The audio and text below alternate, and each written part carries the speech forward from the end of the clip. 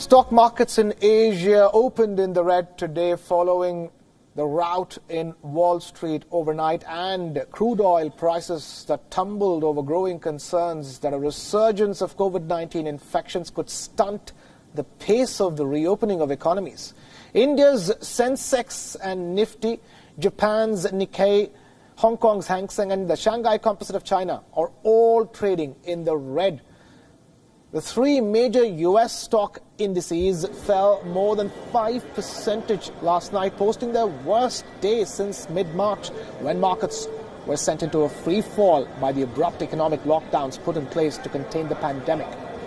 On Wall Street, the Dow Jones Industrial Average dropped 6.9%, the S&P 500 lost 5.89%, while the Nasdaq Composite shed 5.27%. Cases of the disease have jumped in many U.S. states in the recent days, raising concerns among experts who say that authorities have loosened restrictions put in place to contain the spread too early. The U.S. Federal Reserve earlier released a gloomy economic outlook at the end of its two-day monetary policy meeting on Wednesday.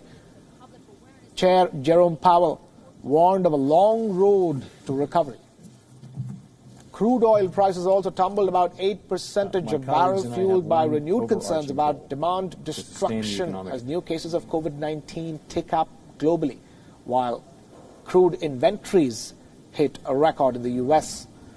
Brent crude futures fell $3.18 or 7.6% to settle at $38.55 a barrel. U.S. West Texas Intermediate crude fell $3.26 or 8.2% to settle at $36.34 a barrel. Brent and the West Texas Intermediate posted their worst daily drops since April 21st and 27th, respectively. There are fears that if demand does not recover, U.S. refiners and shippers will find themselves with further excess supply.